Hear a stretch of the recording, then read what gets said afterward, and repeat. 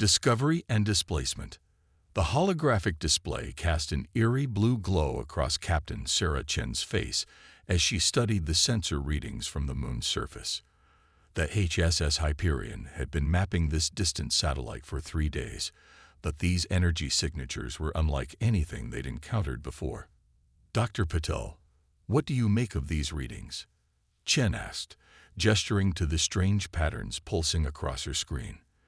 The ship's lead scientist adjusted his glasses, a habit he'd never broken despite modern corrective procedures being available. "They're artificial, Captain. No doubt about it. But the energy patterns suggest they're operating on principles we've never seen before." The Hyperion hung in high orbit around a moon, designated HD 2192b, nearly 30 light-years from Earth. What had started as a routine survey mission had become something far more intriguing when their deep scanning arrays detected complex structures buried beneath the moon's icy surface. "How old are we talking about?" Chen asked, already knowing she wouldn't like the answer. "Conservative estimate. At least 1,000,000 years." Patel's voice carried the excitement of a scientist on the verge of a breakthrough. "The preservation is remarkable. Whatever technology they used, it was built to last." Chen nodded, making her decision. "Assemble a ground team. I want us down there in 2 hours. Full containment protocols." The landing shuttle cut through the moon's thin atmosphere like a knife through silk.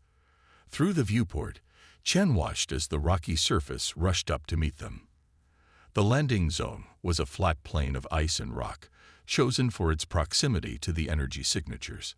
The ground team consisted of 6 people: Chen, Patel, 2 security officers, and 2 additional scientists. Their environmental suits were the latest Earth technology had to offer, but Chen couldn't shake the feeling they were children playing with toys compared to whatever civilization had built what lay beneath their feet. Life support optimal. Atmosphere negligible. Temperature -120°C, reported Lieutenant Santos, the team's security lead. "We're good to proceed." The trek to the structure's entrance took 20 minutes. What they found stopped them in their tracks. A massive doorway, perfectly preserved, stood before them. Its surface was covered in intricate patterns that seemed to shift and change as they watched. "This material," Dr. Patel said, running his scanner over the surface. "It's responding to our presence. It's still active after all this time." Chen approached the doorway carefully. As she did, the patterns began to glow with a soft purple light. "Everyone stay alert. Dr. Patel, can you?" She never finished her sentence. The doorway erupted with brilliant light, enveloping the entire team. Chen felt a sensation like being pulled in every direction at once, then nothing at all. When consciousness returned, Chen found herself back on the Hyperion's bridge. For a moment, she thought she'd dreamed the whole thing, but the worried faces of her bridge crew told her otherwise. "Captain," her navigation officer called out, voice shaking. "You need to see this." The main view screen showed a star field that was completely wrong. None of the familiar constellations were visible. More concerning were the dozens of artificial structures visible at the edge of their sensor range. Structures that definitely hadn't been there before. "Report," Chen barked, falling back on training to keep the fear from her voice. We're not in the same location, Captain," the nav officer replied. "Based on stellar cartography, we've been displaced by approximately 50,000 light-years." And he hesitated. "We're reading multiple artificial signatures approaching our position. Design patterns unlike anything in our database." Chen settled into her command chair, mind racing. First contact scenarios had been drilled into every starship captain since humanity reached for the stars. But this wasn't how it was supposed to happen. They were supposed to be the ones making the approach, not being dropped into the middle of what appeared to be heavily developed space. "All hands to stations," she ordered. "Bring defensive systems online, but do not charge weapons. Open all standard greeting frequencies and begin broadcasting first contact protocols." The approaching vessels were unlike anything human eyes had ever seen. They seemed to be made of living crystal, their surfaces refracting light in impossible ways. They moved with a grace that made the Hyperion look clumsy by comparison. "Captain," her communications officer called out. "We're receiving a transmission. It's like nothing I've ever seen. Multiple layers of information encoded in ways our systems can barely detect. Do your best to translate. Put it on speakers." What came through was a symphony of tones and harmonics that somehow carried meaning. "Unknown vessel, you have entered restricted space belonging to the collective of elder races. Your method of arrival has been detected as unauthorized. Explain your presence or face immediate containment." Chen took a deep breath.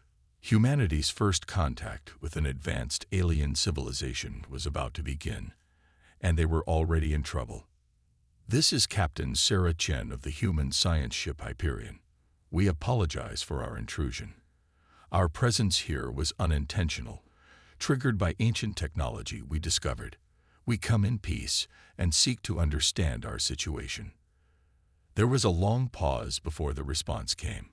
When it did, the harmonic tones carried what seemed like surprise. "Human. Your species is listed in our records as pre-spaceflight primitives, incapable of achieving stellar travel for at least another millennium. This requires investigation." Chen couldn't help but smile slightly. If these elder races thought humanity would develop according to their schedules and expectations, they had a lot to learn about the human spirit. "We'll be happy to explain," she replied. "Though I suspect this conversation will be enlightening for all of us." The crystalline ships moved to surround the Hyperion, not threateningly, but with clear purpose. Humanity's greatest adventure and greatest challenge was about to begin. First contact and cultural shock. The Hyperion's conference room had never felt smaller than when it hosted its first delegation of alien visitors. The crystalline beings called themselves the Axiom, and their very presence seemed to bend reality around them. Their bodies were composed of geometric shapes that shifted and flowed like liquid mathematics. "Your development is problematic," the lead Axiom delegate chimed, their form refracting light in patterns that the hastily configured translation matrix interpreted as concern. "You have achieved in 3 centuries what the collective's models predicted would take 12. Captain Chen sat at the head of the conference table, Dr. Patel and her senior staff flanking her. The contrast between the humans in their standard uniforms and the crystalline aliens couldn't have been starker. "With respect," Chen replied, "human history has rarely followed anyone's predictions but our own." The Axiom's surfaces rippled, a gesture the translator suggested indicated both amusement and alarm.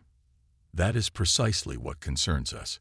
Your species went from atmospheric flight to faster-than-light travel in less than 200 years. The approved development cycle requires at least 2,000. "Approved by whom?" Dr. Patel asked, unable to contain his scientific curiosity. "By those who have spent millions of years understanding the proper way for species to advance." Another Axiom responded, their crystalline form pulsing with what seemed like pride. "The collective exists to guide younger races, to prevent them from developing too quickly and destroying themselves." Lieutenant Santos, the security chief, leaned forward. "And if a species doesn't want your guidance?" The temperature in the room seemed to drop several degrees as the Axiom delegates vibrated in unison. "That does not happen. Until now." Screens around the conference room displayed data about the collective, a federation of ancient species who had appointed themselves guardians of galactic development. They monitored thousands of pre-spaceflight civilizations, intervening only when their carefully calculated models indicated a species was ready. "Your ship's design itself violates numerous development protocols," one of the Axiom noted, gesturing toward the technical specifications displayed on a nearby screen. "Your method of achieving faster-than-light travel through artificial quantum tunneling is crude, but it should be impossible at your development stage." "Impossible didn't stop us from doing it," Chen said firmly. "Humanity has always found its own path forward." The lead Axiom delegate's crystalline form became perfectly still. "That is what concerns us. You are unpredictable. Your species faced extinction-level events multiple times, yet each time you emerged stronger. You split the atom before mastering renewable energy. You reached your moon using computers less powerful than your current communication devices. You solve problems in ways our models cannot predict. Dr. Patil couldn't help but smile. That's because we don't follow a predetermined path. We experiment, we fail, we adapt, we overcome. It's what humans do. The Axiom delegates conferred among themselves, their crystalline bodies creating complex harmonic patterns that the translator couldn't decipher. Finally, the lead delegate spoke again. The collective's council of elders must be informed of your existence. They will want to study your development, understand how you achieved so much so quickly without guidance. Until then, your ship will remain here, under observation. Captain Chen straightened in her chair. We're happy to share information and learn from each other, but we're not prisoners. The Hyperion and her crew remain under Earth authority. The Axiom's response was immediate, their forms blazing with internal light. You misunderstand. This is not a request. The potential disruption your existence poses to the established order must be contained until the Council decides how to proceed. Before Chen could respond, her communications officer's voice came through the intercom. Captain, we're detecting multiple new contacts approaching. Different configurations from our current guests. The lead Axiom's form pulsed with what seemed like resignation. News of your arrival has spread faster than anticipated. Other members of the collective approach to verify our reports. Your existence has already begun to cause disruption. Through the conference room's viewport, Shen watched as new ships appeared. Some looked like organic constructs, others like geometric impossibilities. Each represented a species that had followed the collective's approved path of development over thousands of years. Perhaps, Chen suggested, this disruption is necessary. The galaxy is vast, and there should be room for different paths of development, different ways of solving problems. The Axiom delegates resonated with harmonics that the translator interpreted as everything from amusement to horror. You speak of change to a civilization that has maintained order for millions of years. This is why young species require guidance. Or perhaps, Dr. Patil interjected, it's why ancient species need reminding that progress doesn't always follow a straight line. As if to emphasize his point, the ship's sensors detected another wave of approaching vessels. The news of humanity's unprecedented development was spreading through the collective like wildfire, drawing more observers with each passing hour. Captain Chen stood, addressing the Axiom delegates with quiet determination. We understand this situation is unprecedented for you, but try to understand. Humanity has faced the impossible before. We've overcome limits others thought unbreakable. We didn't come here by choice, but now that we're here, we won't be contained or controlled. We're willing to learn from you, but we'll also teach you something about the power of forging your own path. The Axiom delegates seemed to pulse with multiple colors, their crystalline forms refracting light in complex patterns that suggested deep uncertainty. The carefully ordered galaxy they had helped maintain for millions of years faced its greatest challenge, not from a mighty empire or advanced civilization, but from a young species that simply refused to follow the rules. As the delegates departed to consult with their superiors, Chen watched the growing collection of alien ships through the viewport. Humanity's first contact with advanced alien life hadn't gone as anyone had expected. But then again, when had humanity ever done things the expected way? Rising tensions.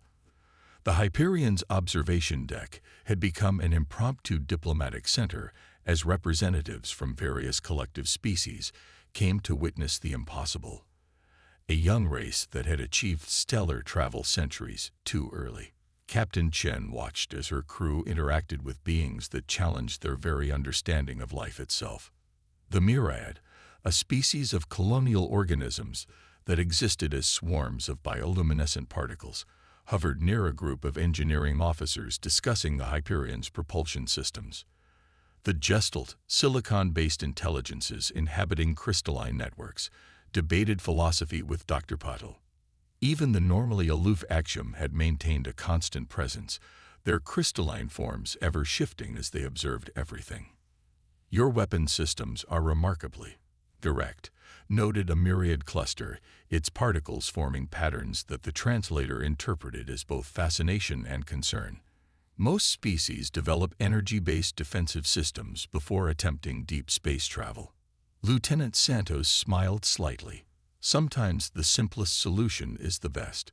A kinetic round doesn't care about energy shields.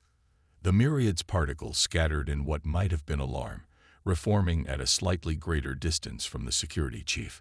Word of the Hyperion's primitive but effective armaments had spread through the growing fleet of observer vessels, causing considerable concern among the collective species. "The Council of Elders has convened an emergency session," announced an Axiom delegate, materializing near Captain Chen.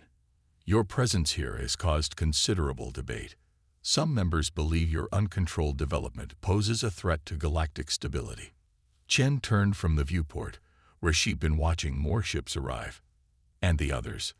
They see potential. Your species' ability to develop alternative solutions, to find unexpected paths forward. Some believe it could benefit the collective." Before Chen could respond, klaxons blared throughout the ship. "Captain, to the bridge." Her first officer's voice carried urgency she'd never heard before. The bridge was a hive of activity when Chen arrived. The main view screen showed a new group of vessels approaching, these distinctly different from the elegant designs of the other collective ships.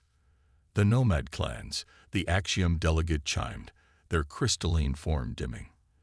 "They reject much of the collective's guidance, keeping to the galaxy's edges.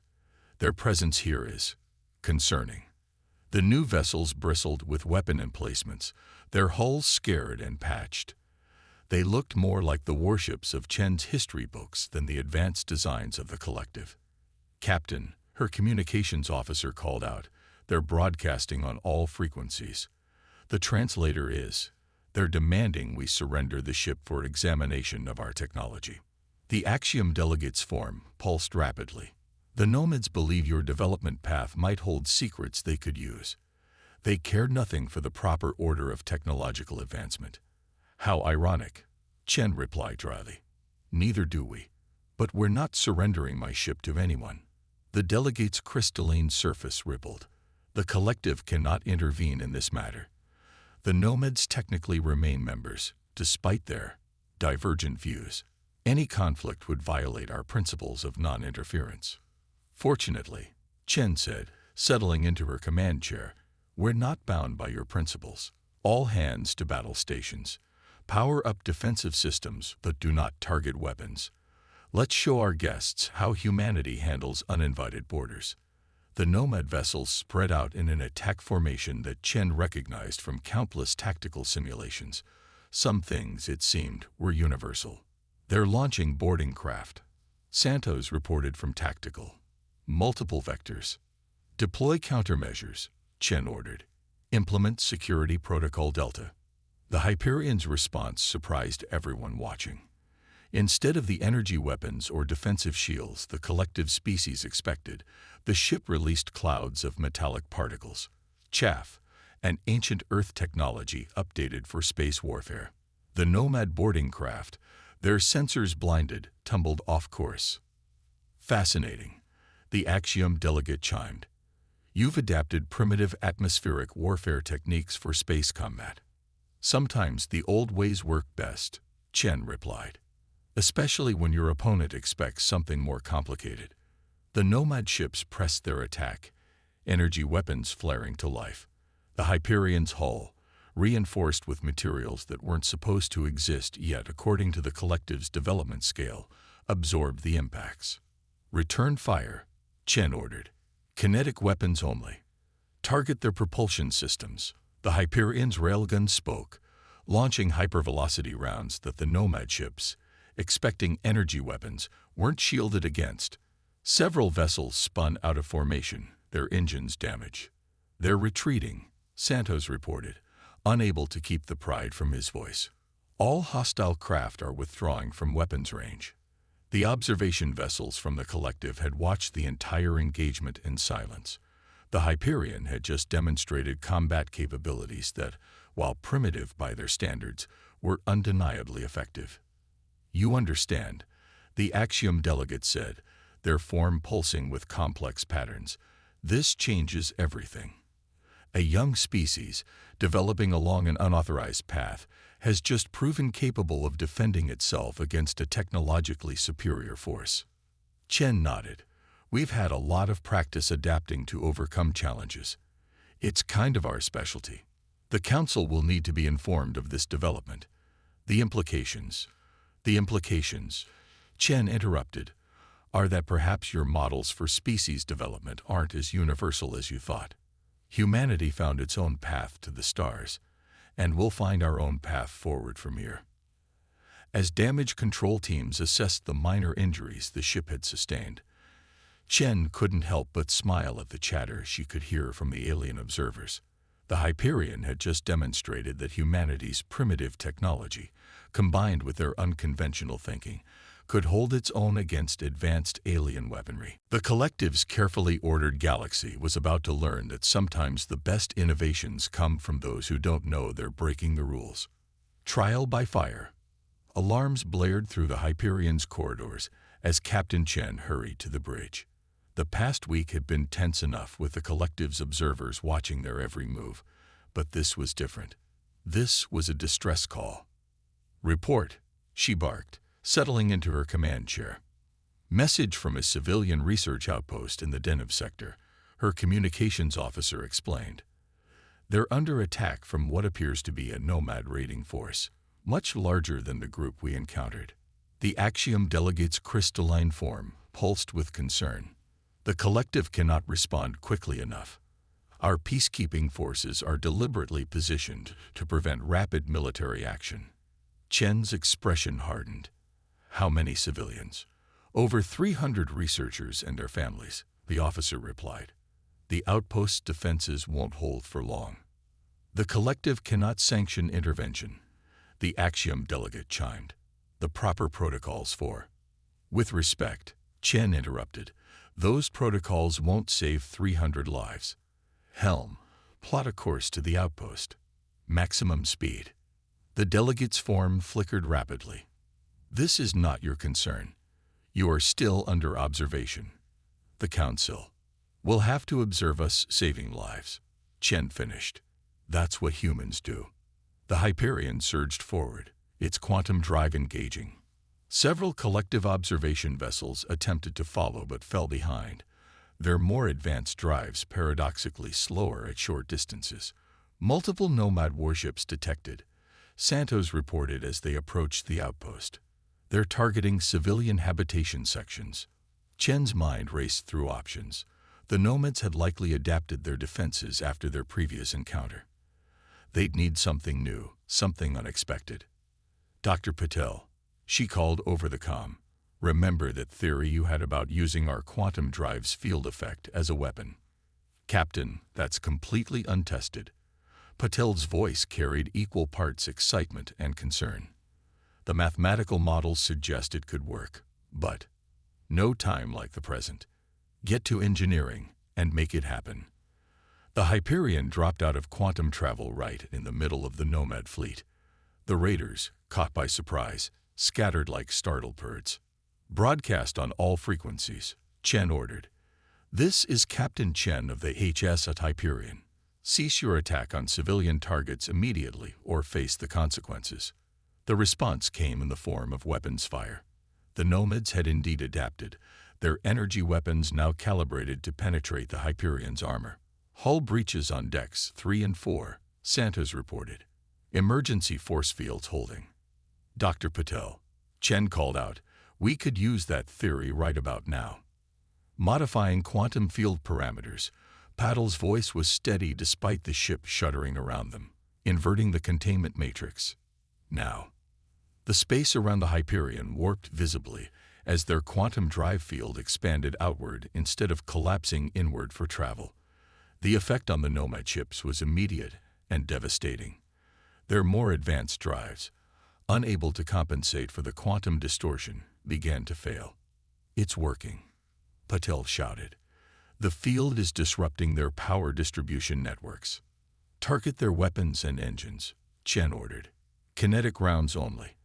Let's show them what happens when they threaten civilians. The Hyperion's railguns spoke again, but this time their targets couldn't dodge or defend effectively. One by one, the Nomad ships went dark, their systems overwhelmed by the combination of quantum field disruption and precise kinetic strikes. Remaining hostile vessels are retreating, Santos reported, unable to keep the satisfaction from his voice. The outpost is secure. As damage control teams began repairs, the first of the collective's observation vessels arrived. They had witnessed everything.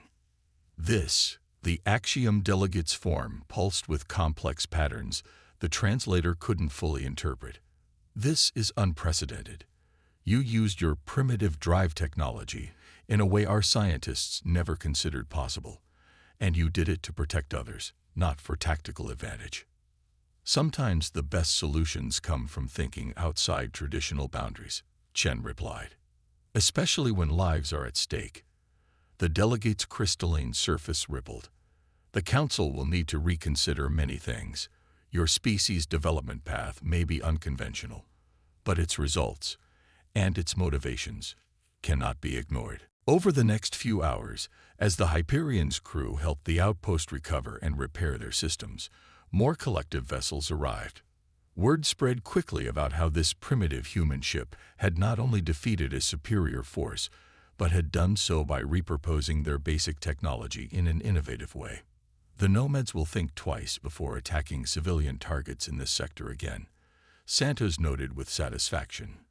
Chen nodded, watching through the viewport as collective ships assisted with recovery efforts. More importantly, I think our friends in the collective are starting to understand something about humanity. What's that, Captain? That the most powerful force in the universe isn't advanced technology or careful planning. It's the will to do what's right, no matter what anyone else thinks is possible. The Axiom delegate, who had been quietly observing, chimed softly. Perhaps that is a lesson the collective needs to learn. Breaking paradigms. The great hall of the collective's council chamber defied human comprehension. Its walls seemed to exist in multiple dimensions at once, its ceiling a swirling canvas of stars and nebulae. Captain Chen stood before the assembled representatives of the galaxy's eldest species, the Hyperion's actions over the past weeks having forced this unprecedented gathering. The council members themselves were as diverse as life itself.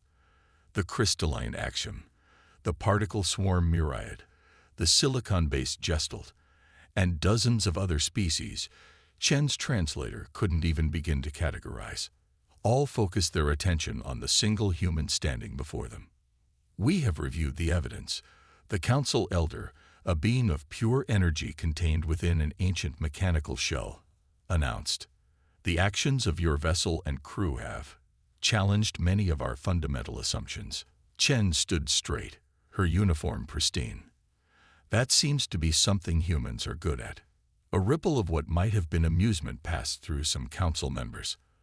Others remained still, radiating disapproval even across species barriers. Your unconventional development path, the elder continued, while troubling, has demonstrated remarkable effectiveness. Your defense of the research outpost, in particular, has caused much debate among us. We did what any human ship would have done, Chen replied. We saw people in danger, and we helped them. Using technology in ways our models never predicted, added a gestalt representative, their crystalline network pulsing with interest. Your quantum field weapon adaptation alone has forced us to reconsider centuries of theoretical work. Necessity is the mother of invention, Chen quoted. Humans have always found ways to solve problems with whatever tools we have available. The elder's energy form flickered thoughtfully. This adaptability, this creativity in crisis, it is not something our careful development protocols account for. Some among us believe this makes your species dangerous. And the others believe it makes you essential. A murmur ran through the assembled council members. The elder raised an appendage for silence. For millions of years, the collective has guided species development along carefully plotted paths. We believe this was the only way to ensure stable technological progress. Your arrival has demonstrated otherwise. Dr. Patel, who had been invited to present the scientific perspective of human development, stepped forward. With respect, progress isn't just about following established paths. It's about finding new ways forward, learning from failures, and daring to attempt what others think impossible. Yes, the elder agreed, surprising everyone. This is the lesson your species has taught us. The collective has maintained order, but perhaps at the cost of innovation. We have become static. The chamber erupted in discussion, countless species debating in languages that made the translator spark with effort. The elder raised its appendage again, restoring order. We have reached a decision. The Hyperion and her crew will be allowed to return home, carrying with them an offer. Earth will be recognized as an independent developing civilization, free to progress along its own path. But, Chen prompted, sensing there was more. But we would also like to establish an exchange program. Your scientists, engineers, and philosophers working alongside ours, not to guide or be guided, but to learn from each other. Chen couldn't help but smile. I think Earth would be very interested in such an arrangement.